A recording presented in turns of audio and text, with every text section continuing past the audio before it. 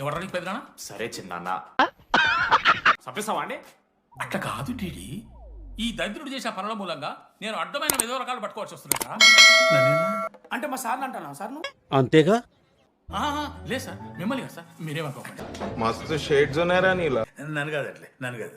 Sir నా కొడుకు చాలా మంచోడు సార్. అగో వాడు చేయబట్టి వీడు చెడిపోతున్నాడు సార్.